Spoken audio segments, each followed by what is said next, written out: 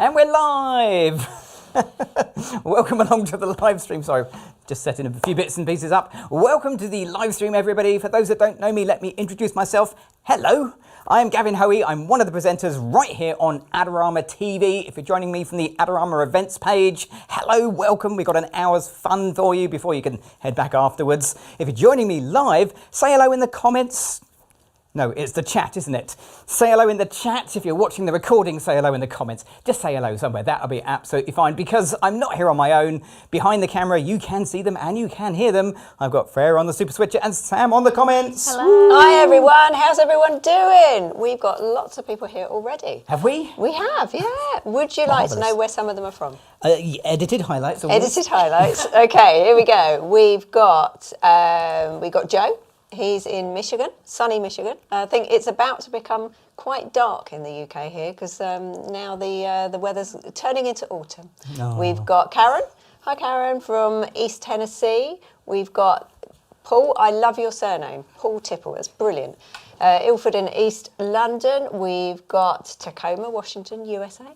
We've got, waiting patiently. I hope you're still patient, Kevin. But we are here from Aberdeen. We've got Indiana, we've got Germany, we've got Maryland, where the cookies are from, Lisa, right? And we've got somebody just down the road, a bit further down the road now, Nigel, because we've moved from where we used to live, That's which true. is nice. Yeah. We got, I like this, Queen Creek, Arizona. Sounds really exotic. And we've also got family.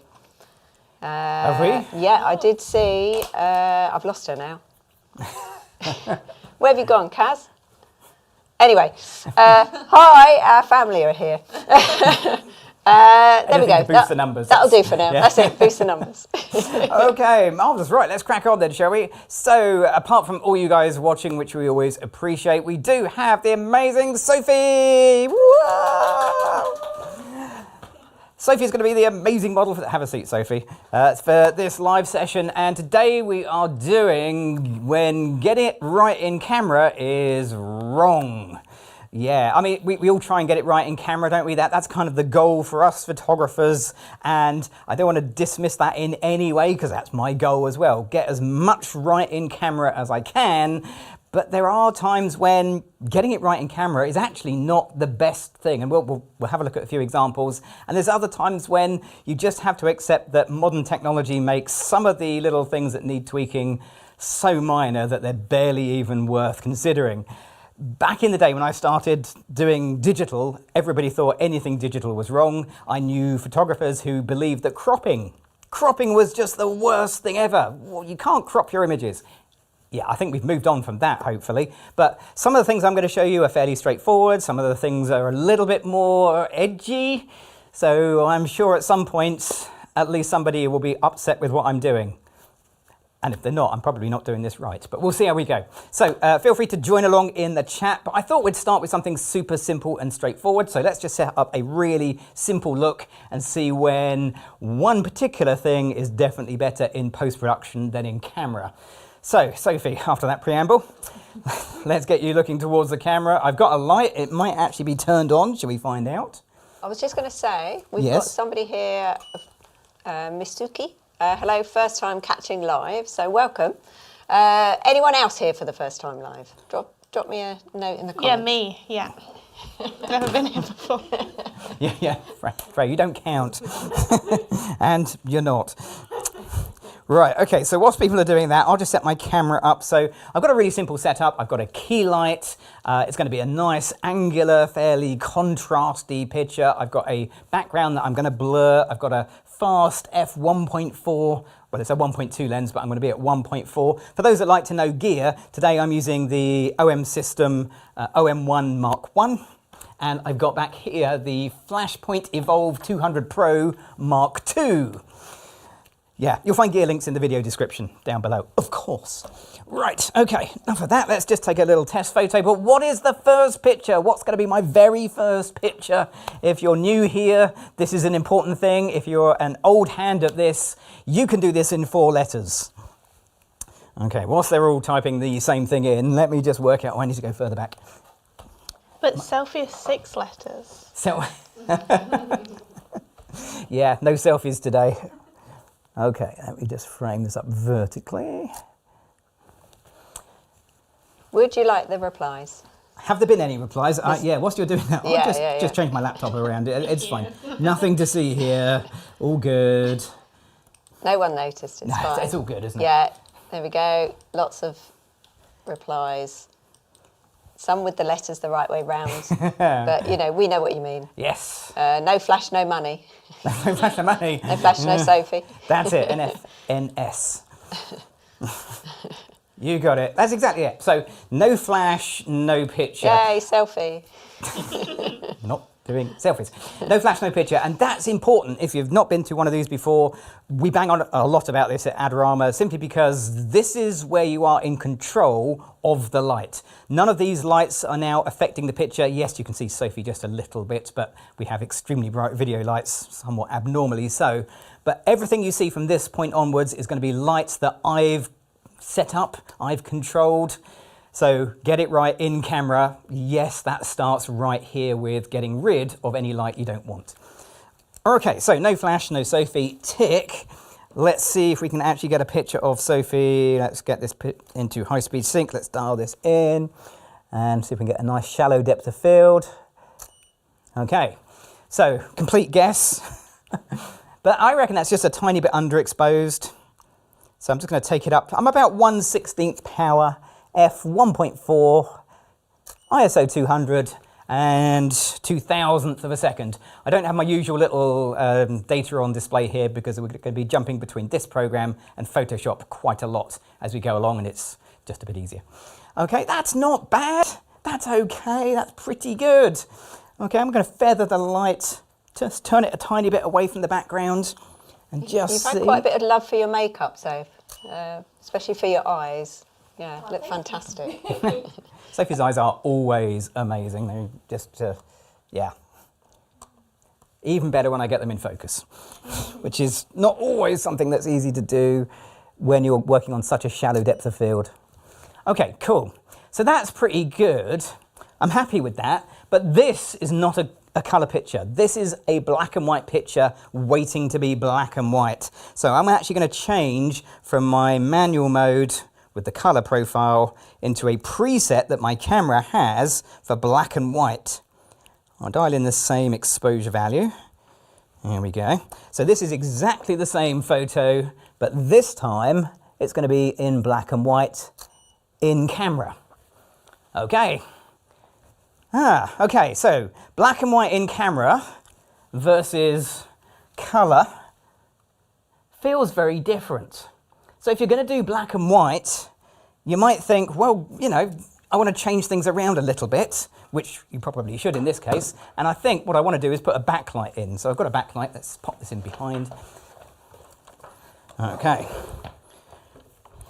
So that often happens when you do a black and white image compared to your color image. It can be quite a surprise on the end result. So I always, if I know I'm definitely going to do a black and white image, set my camera up to show me black and white. Now you might be thinking, hang on a minute, wasn't this better to be done in post-processing than in camera? So why am I doing this in camera? Let me explain. First of all, let me turn that backlight on. I think it's on. Let's find out.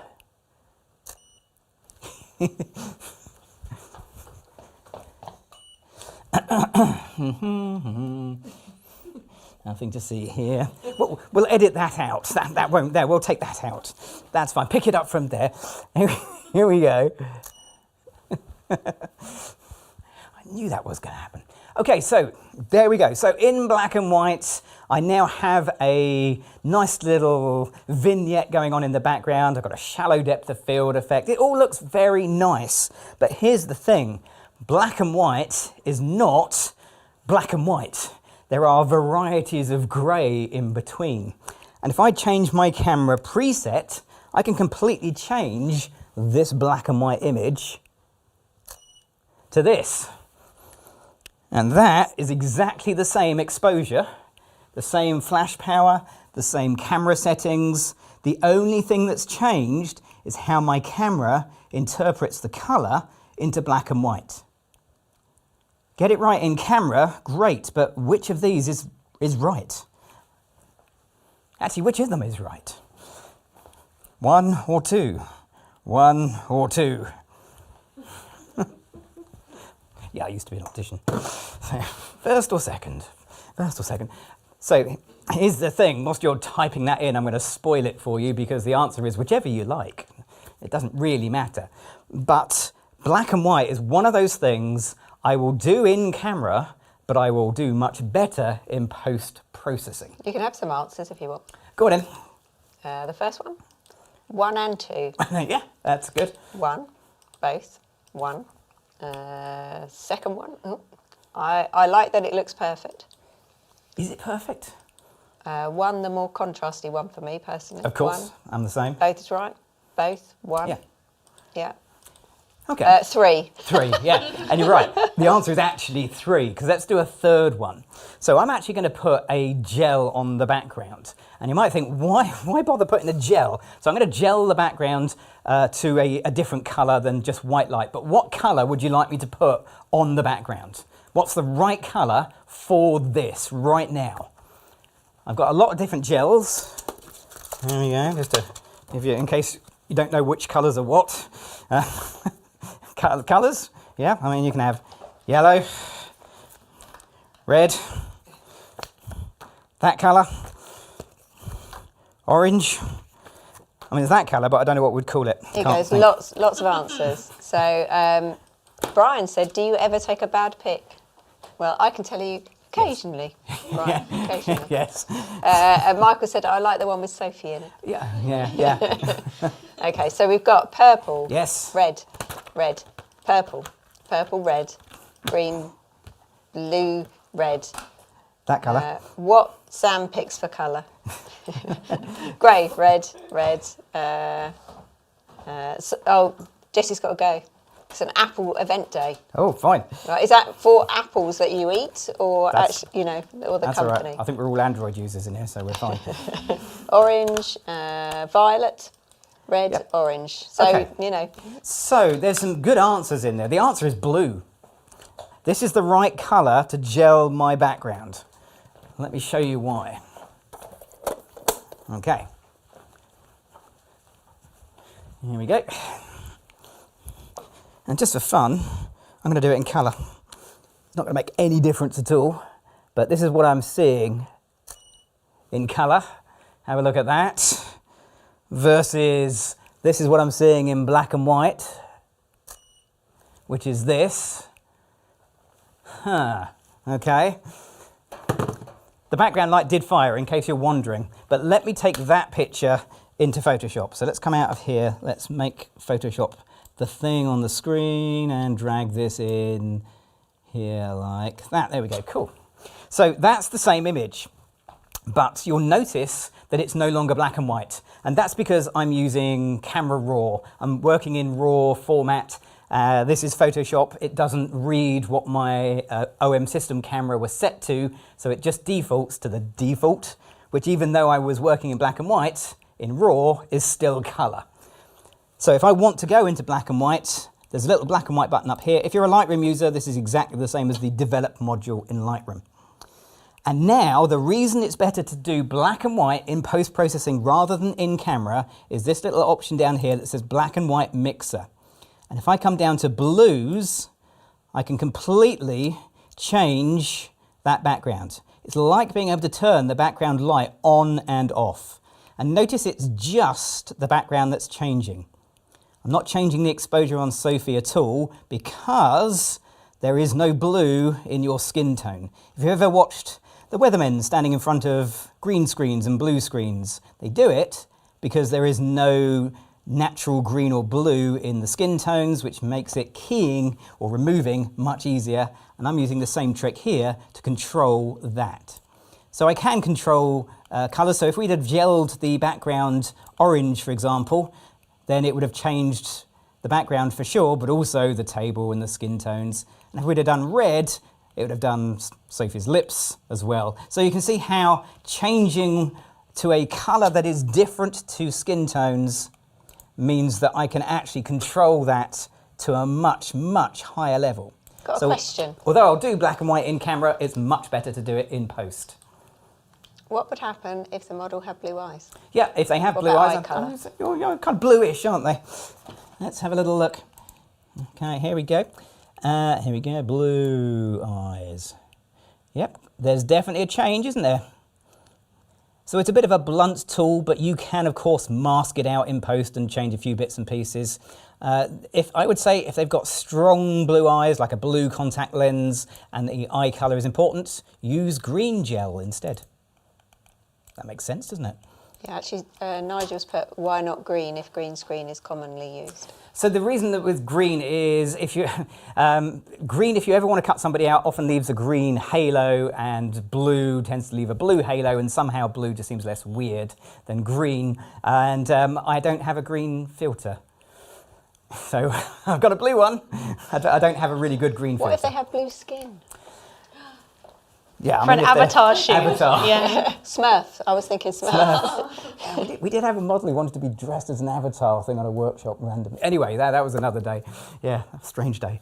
Yeah, fair point. Okay, so that works quite nicely. Now, one other thing where it's definitely easier to fix it in Photoshop rather than get it right in camera was on the screen the whole time. I don't know if you noticed.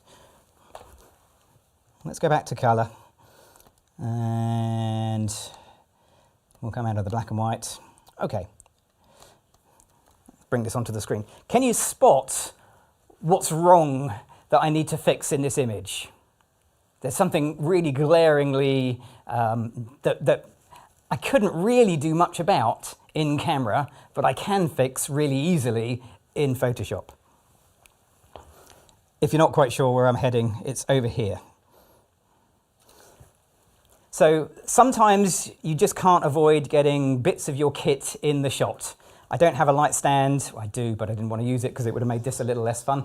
That would hide directly behind Sophie, but I do have a grip arm that sticks in at the side, which might be a problem, except nowadays it's not really, is it? You just grab yourself the magic eraser tool and here we go, drag across there, click the tick button and wait patiently. I've put lots of people's guesses on, and obviously they got it right. Yeah, and it's gone, isn't it?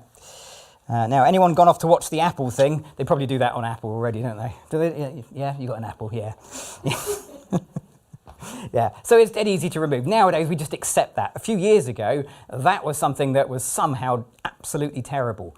But nowadays, if there's just a little minor imperfection, whether it's something that I've done or something I couldn't avoid doing, I don't worry about these things nowadays. They're pretty simple to fix.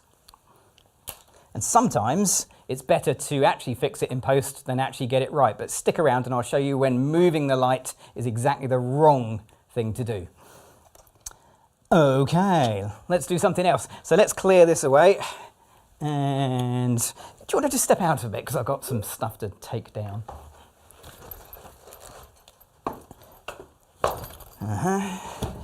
Pop this somewhere. Let's put that maybe, yeah, that's perfectly safe. That's fine. And we'll pop that. Where can I put it? It's going to be right in the way of Freya's cameras. No, please. How's that? Is that all right? That's in camera still. Is it? How's that in the shot? Just a little bit. Yeah, that's Can you better. clone it out? Take it out in post. No, you move it. Is a thing though, isn't it? In photography, we accept that we can move and remove stuff really easily. In video, it's still incredibly not that easy. Right, I need to get rid of the background.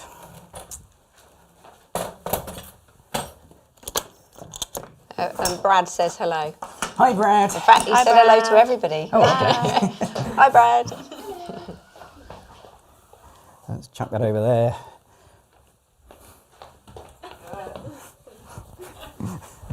It's a good job you can't see behind the camera. Yeah, that's close enough, isn't it? Yeah, That's fine. that's fine. It's fine. Right, okay, so we've got my lovely white wall. Sophie, would you like to go and stand in front of my lovely white wall? So we're going to do a picture where we do something that is a white wall photograph. It's not the most exciting thing to have in your images, but it's all right. There we go. Let's get this up there. Lovely. Something like that. Smart. Okay. In fact, I'll tell you what, let's give you a prop. Let's give you a prop. Here we go. So let's have a look at another time when you're going to have to fix it in post. You can't fix it in camera. So I've given Sophie a camera. And we're going to take a photo of Sophie with the camera. I'm just going to take an actual meter reading first. Hang on a second. F7. 1 second. Also need to switch over lenses. And we'll turn that flash off. Turn that one on. Sorry, I got carried away there. Hadn't set anything up. F7, so we want to come down a little bit. So I'm going to work at f5.6, and I've got there at 1/16th power. f5.6, ISO 200, 250th of a second. I'm going to take a wide picture just so we can see what's going on. I'm still in black and white mode, so let's go back into colour. That's why we always test these things. Okay, and then I'm going to come for a little close-up. My camera does not want to find your eye, but I think I'm there. I'm just going to see if I can move that little bit of... Yeah. Do you mind popping the picture on the screen as well when you have a second, please? Do you want to see the picture? That would be preferable. Thank you. You just want everything, don't you? Yes, please. There we go. Okay, that's better. Just going to move my focus point 1 second, Soph. I'm just... There we go. Okay, cool. So we've gone with a kind of a fun picture. That's not bad. I might just need a little more light on the front. So I'm going to bring that around a little bit, just so we can get a touch more light in there. Yeah, okay, cool. That'll do. I'll take the camera because it's heavy. So we've got this great looking picture, but here's the thing. Maybe, just maybe, you don't want writing on your images. Or maybe, just maybe, Polaroid are a particularly sensitive company who take great umbrage to people using their brand without permission. I think they're okay. But, for example, let's just lift this up a little bit. Let's open up the shadows. Cool. What if you want to take the text away? Now, I can't remove text from an actual physical object. So if I need to remove something, it's always easier to do it in post-processing. So we can do it right here. We can go P-O-L-A-R-O-I-D.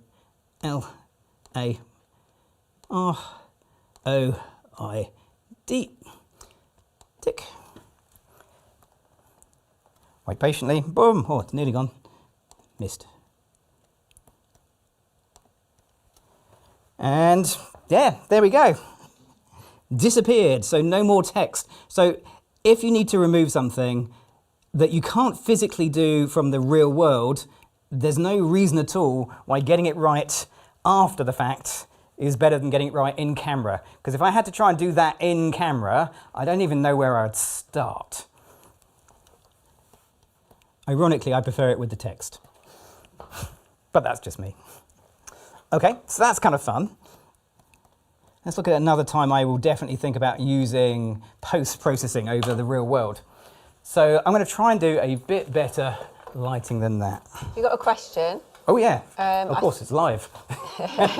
There's people watching. James asked what light meter and trigger are you using? He's been looking for one that will trigger his Godox AD200 Okay. Pros.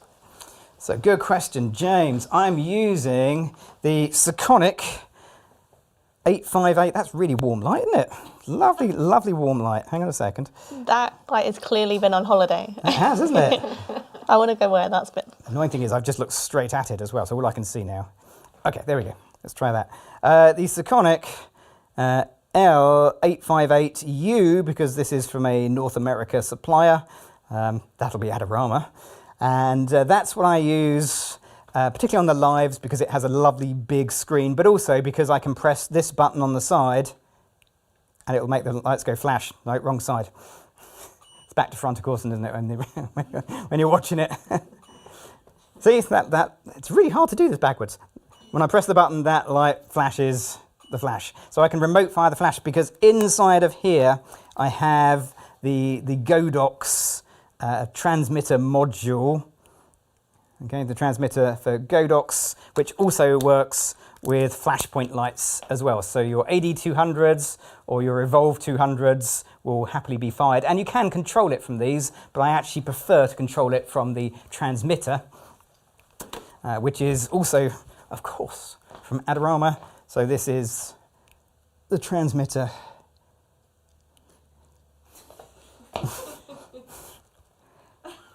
It's in the description. Also, technology. Brad said, if you ever come across the pond and come near Calgary and want to use an old film camera, Gavin, I have a 1965 Zenza Bronica you can borrow. Blimey, Bronica. That was always like the dream pinnacle when I was learning. Get yourself a Bronica. Yeah. Oh, nice. Thank you. Okay, so where were we? We are going to do a simple little picture, just something like this. That's okay.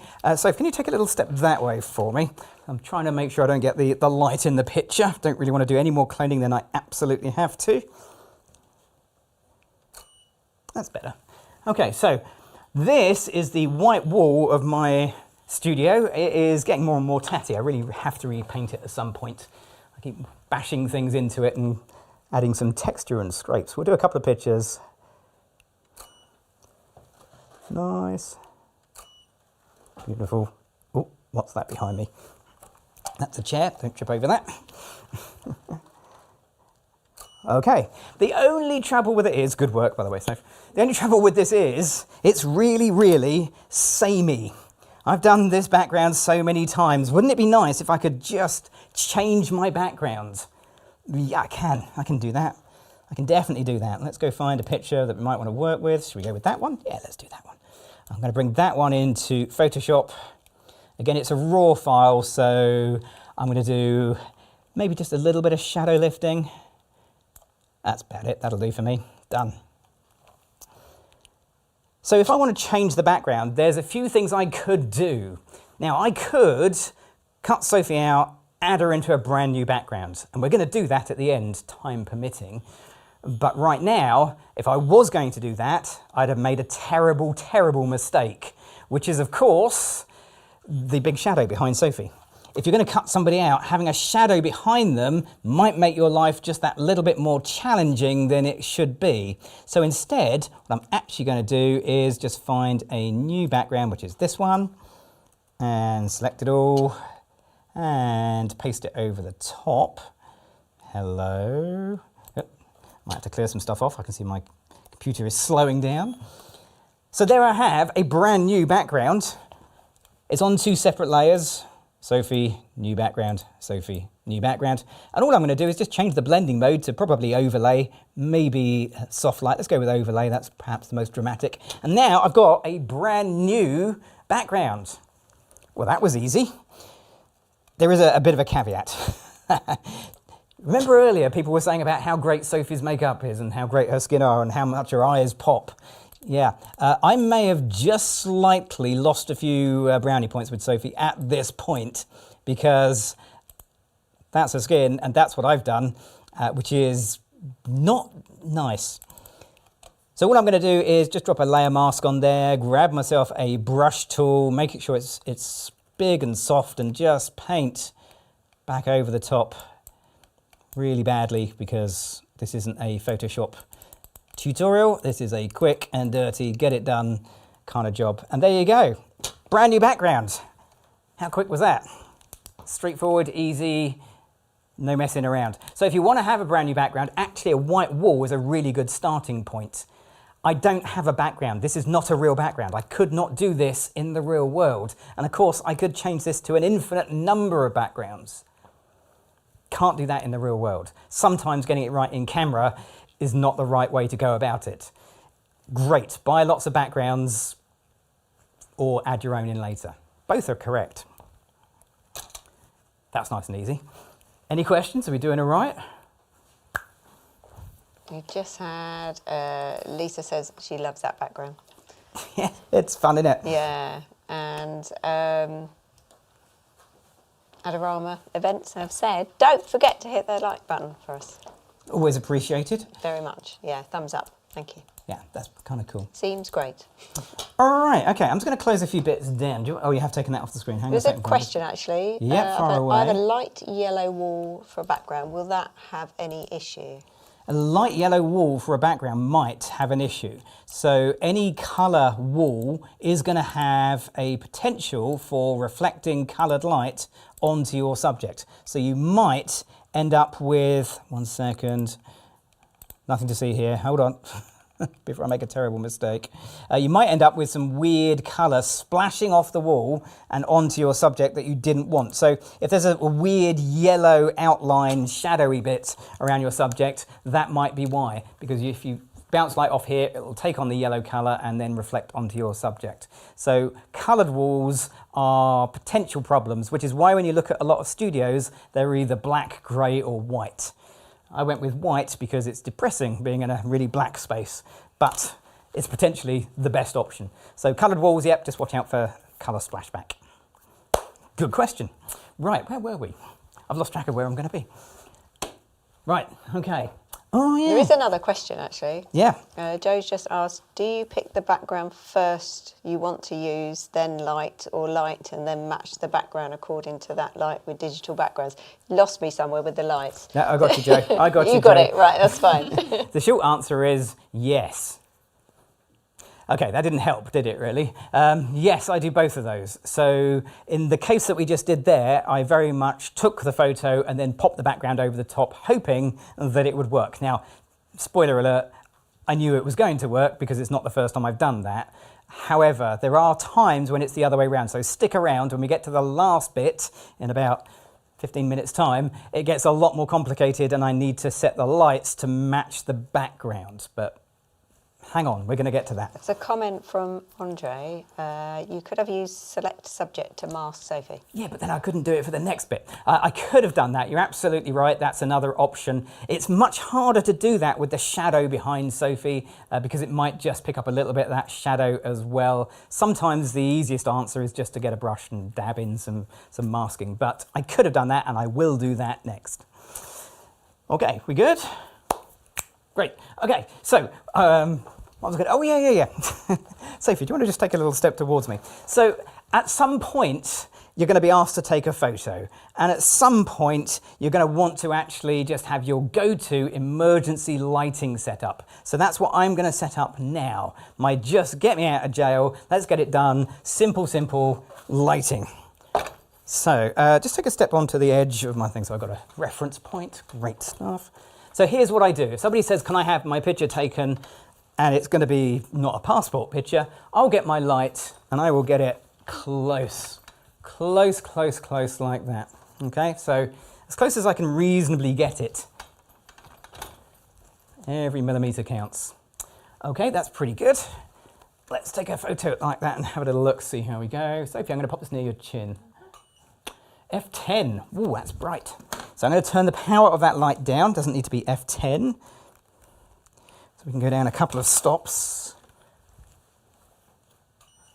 F4, yep, I went too far.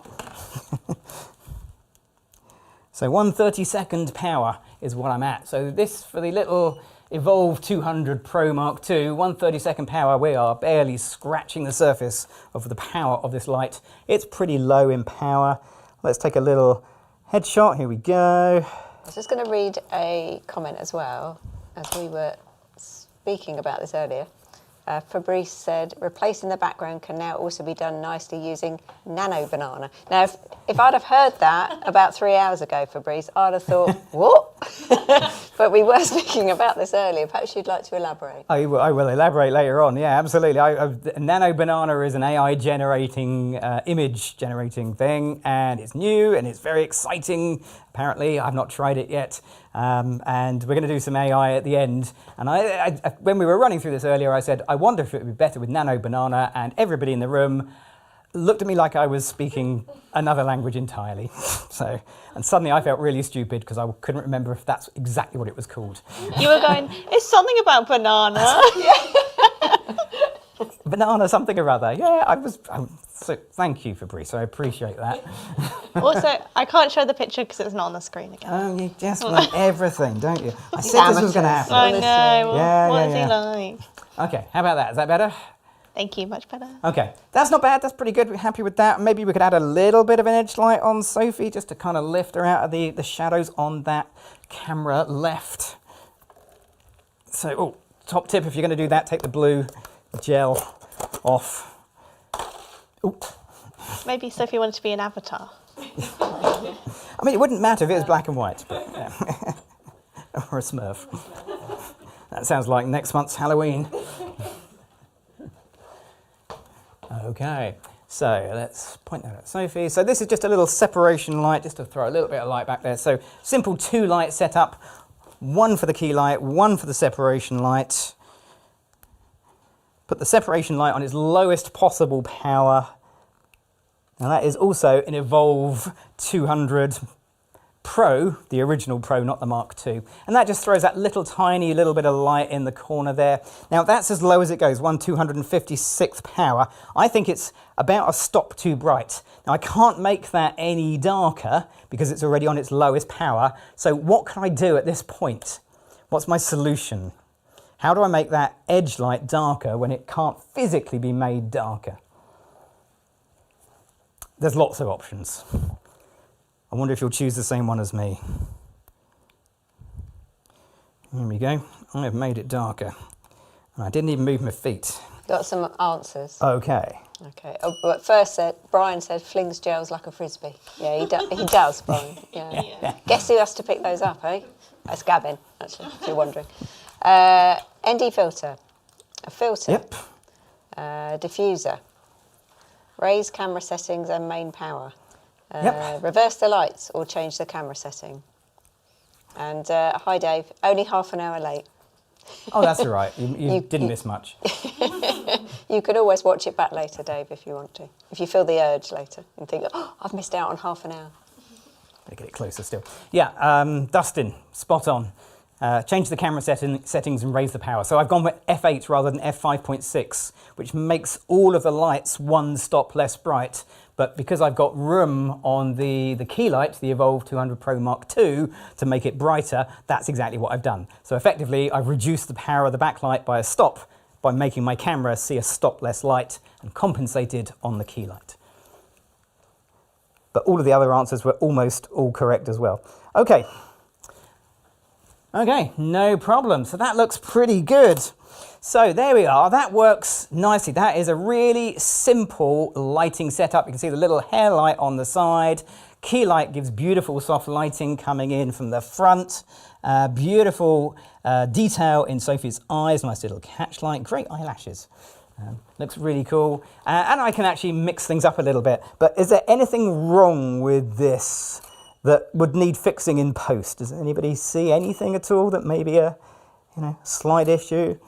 Okay. Last picture. Bottom. Okay. Because I don't see anything wrong with that, I'm happy with all of those. They all look good to me.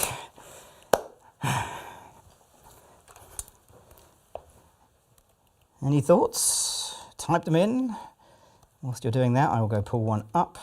Whoops, not that. There we go. That's nice. Let's grab that one. Okay, so what you should be saying, and I hope someone's typing this in, is what about that large softbox over in the corner over there? Yeah. Oh, smart object. Did not mean that. You might want to clone out the light, Jeffrey said. What? Softbox could be removed. Exactly. Mark was just going, no smoke or purple. Softbox in picture. Yep. Photoshop yourself in the background. Don't encourage him. Ooh, that's a thought. No, nothing wrong with about the giant white sheet in the right. Oh, good to know. There's a nice little, do not show this again. Thank you very much. What giant white sheet in the right? It's not there. It's not exactly challenging to remove. But you know what's even easier to do? Move the damn light. Yeah? Isn't that going to be much easier? Wouldn't it be much easier to just move the light than clone it out? Just remember what this video is about if you're nodding along to this, by the way. When it's easier not to get it right in camera. What did I call it? When getting it right in camera is wrong. That's what I called it. That's actually somebody asked me if that was a chat GPT. No, I came up with that. That's me. That's the trouble with AI. You get no credit anymore for creativity. It's like, oh, that's a good title. Okay, so I could move this light out of the shot really, really easily. Let's do it. Let's just move the shot. Here we go. I'm surprised no one said go vertical. Actually, that was a perfectly good solution. Jamal said, add a little more softbox in the photo, lol. Yeah, why not? Put one on the other side and make it symmetrical, make it a thing. Yeah, I could go with that. Okay, so I could move this softbox to the side. No problems, but if I move it to the side, here's what happens. It's no longer in my picture. Problem solved.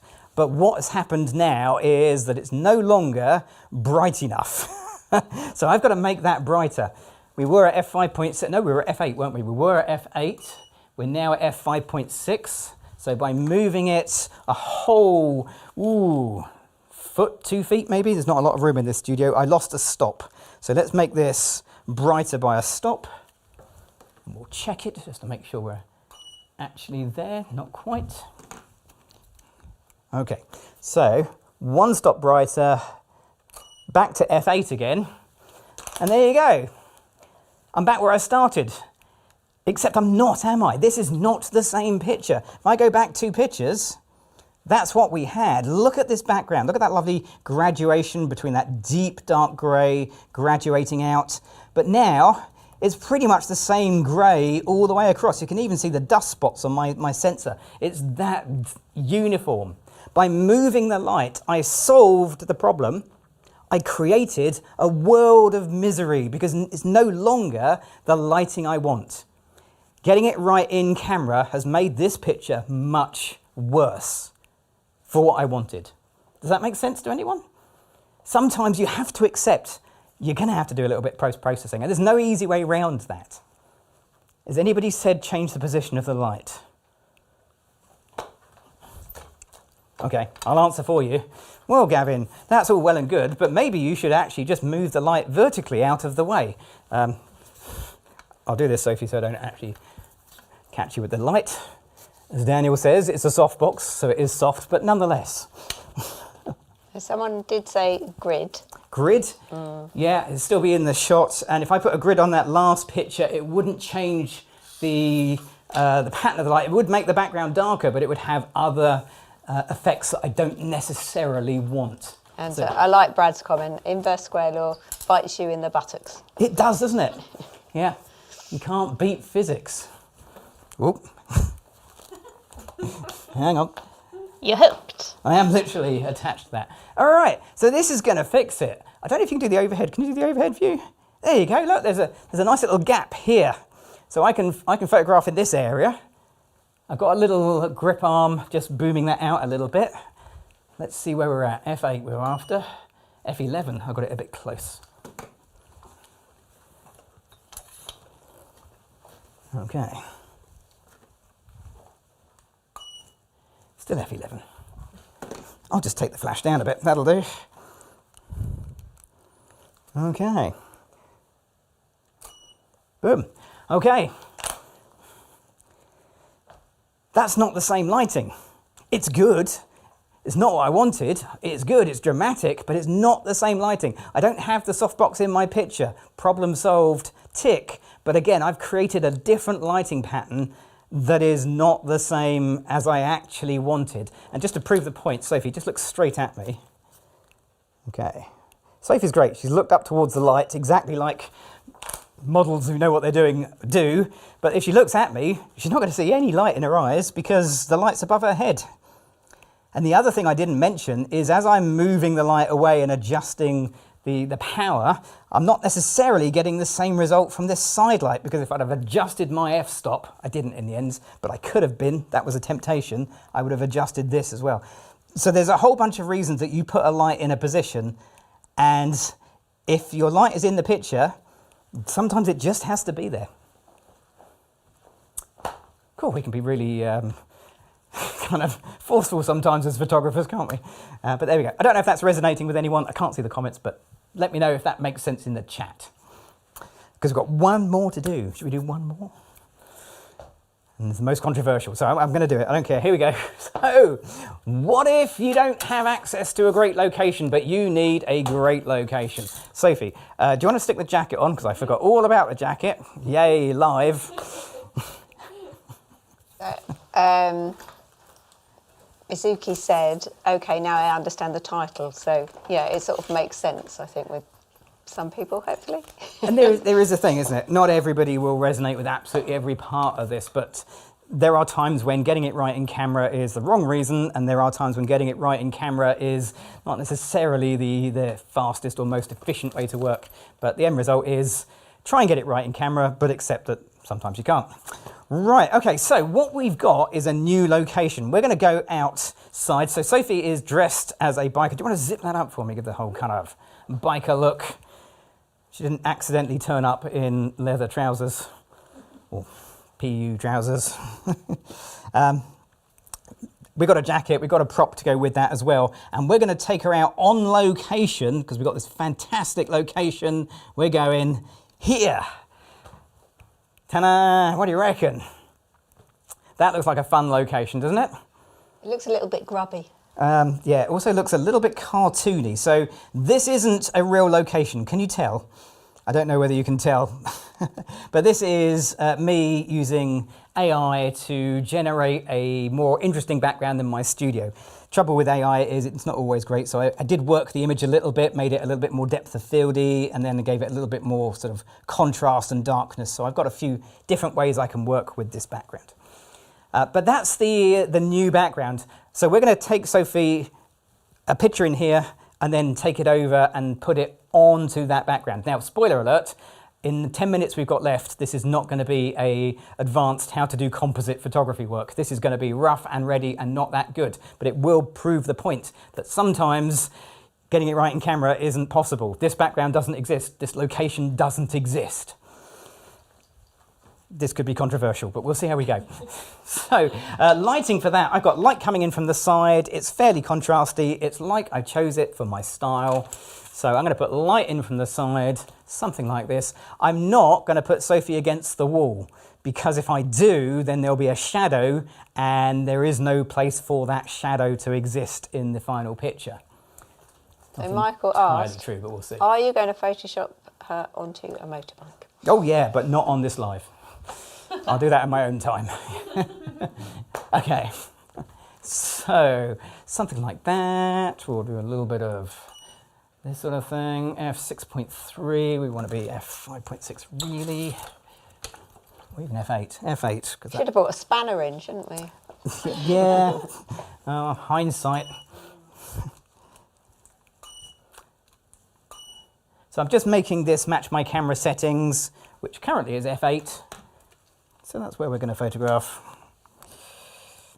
Okay, so quick little test photo just to make sure this is working. I will flick it back over before Freya tells me off again. Thank you. You're learning. I know, I'll get the hang of it eventually. Yes, there's bits of studio kit in this picture. I'm not going to worry too much about that. I reckon I'm probably going to do a bit more of a tight picture. Okay, so I've got a neutral grey background, fairly evenly lit. We've got some dramatic lighting on Sophie. That looks fairly good. That lighting is actually firing back there, but I think I'd like a a little bit more out of it. And of course we've got a prop. Here we go, one prop. Specially ordered, the world's most dangerous crash helmet. It was so cheap. It's absolutely lethal. But there we go, that's another story. Okay, that's working nicely. I'll do some verticals as well, just so I have a mix of images to play with, because I don't know which of these is going to be the right one. Let's do one more. Okay. So Dave has said if you used Capture One or Evoto, you could import the photo directly onto that background. You can, yeah, absolutely. We are not going deep diving into how this could be done. We're giving a rough and ready example. Okay, let's go with something like that. That looks fun. I'll have that one, I think. Fantastic. So we're going to bring this into Photoshop. We're going to do absolutely nothing with it. We'll just open it from Camera Raw into Photoshop. We're going to use the selection tool and just say select subject and let it do its thing. There we go. And then we'll just jump that to a new layer. Whoops. Hang on. How did I manage to lose that? Try that again. Select subject. Try that again. There we go. And copy that and paste it over. So rough and ready into the background. Boom. There we go. So we could stop there, of course. There's no reason why we have to keep going, but that is not ideal. But we can work on this a little bit. So let's see how we can improve it a tiny bit. I reckon the colors are a little bit off. So perhaps we could just give this a little bit of a warm tone. So let's put up some colors. We'll just warm this up a little bit just to match in a little closer with the background. Okay, that's not so bad. That feels a little bit better. It's a little bit kind of bright up here. I think I would like to put a little bit more of a darker edge around this left-hand side. So again, quick bit of rough and ready Photoshop work. And we'll just chuck that up the top and overlay that in and mask it off.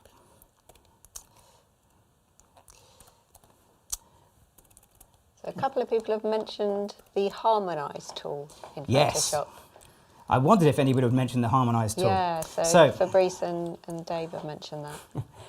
So when I put this together, my plan was to drop this into the brand new Photoshop beta, which if you're on Creative Cloud, you can access some early versions of a lot of the software, including Photoshop, which has a beta version with some tools that they're testing out. One of them is the, what was it called, tool? Harmonise. Harmonise, thank you. I want to say embrace, I don't know why. Harmonise. Where the idea is it will look at the top image and the background and harmonise the two to seamlessly blend them together. Spoiler alert, it's not very good. It's not awful, but it really radically changes your image. For example, it would change the lighting on Sophie to match the lighting in the background. If you're just looking at it quickly, it's fine, but for photographers, it's a beta version. It'll get better when they release it. However, my laptop can't run it. And he found that out before we went live about 30 minutes before. So yeah, that was a bit of a shame. So if you're into that kind of thing, go check it out. It really is rather good. Okay, let's just darken that down quite nicely. And just to finish it off, let's just chuck a little bit of a filter on there. We'll just try a little bit of the old NYX software just to blend everything together. So Candy's put, isn't there a neutral filter that will colour match? Probably Candy, yep. Dare say, there's a really, if you really want to colour match, there's a really, really good way of doing it. And it's down here. You go to a little split black and white circle, and then you choose this one here that's called black and white. Okay, and now your colours are harmonised. That's easy. If you're doing composite work, black and white always makes it easier because it just takes away that colour issue. And of course you can just drop the opacity down a little bit. So now that kind of feels a lot more like where you should be. I thought you said pasty. Pasty? You said opacity, didn't you? I must be hungry. I thought you said pasty. Let's see, can I get that on the screen? Yeah, there we go. Cool. So, not exactly perfect, but for the sake of a few minutes, that's pretty good. So, technology is moving on a pace. And this sort of work, this sort of composite work that used to be quite complicated, I managed to do that in less than 6 minutes. I think that's pretty okay. And explain it. And explain it whilst I'm going along. That used to be like a 3-hour, half-day workshop. And it's got much easier. So yes, when the new harmonize effect comes in, that's really pushing, for me, the levels of where we're at as photography, because it's not just taking images, it's completely rewriting the lighting on them. And I spent a lot of time making that lighting. I've tried it. When it works, it's great. But everybody has their limits. Fun. We've got 5 minutes to go. So let's just very quickly have a look at when things don't go quite so well. So if I take this background away, let's just see how we created the AI background from nothing. So I wrote some words. Wide scene of a vintage motorbike workshop with spare tyres and tools in the background. That's my description, and that's what we're going to give to generate fill. Here we go, generate. Just in case you think that this is all going pear-shaped and downhill and that AI is going to make everything bad. AI is a tool for a job. You have to be good at that job. Otherwise, you might end up with a little spinny ball, images that look like this, or that, or that. I mean, that, I've seen worse. It's not real, okay? It doesn't understand context. There is still very much the human side of things to work out what on earth you're actually trying to do. We're not there yet. I dare say we will get there. Change it even a little bit, and we just take out some of the words, and you will get a whole different thing. Come on, let's take out those words. Okay, off it goes. So Michael's put, I can see why there were issues. You spelt tyre wrong. Well, he actually put trier in the first time, Honestly, and that didn't go very well. 4 of us arguing over how to spell tyre. Is it still wrong? No. Oh, because that's my spelling and it could well be wrong. That might be an international thing. Okay, so change the words and we end up with something that looks just terrible.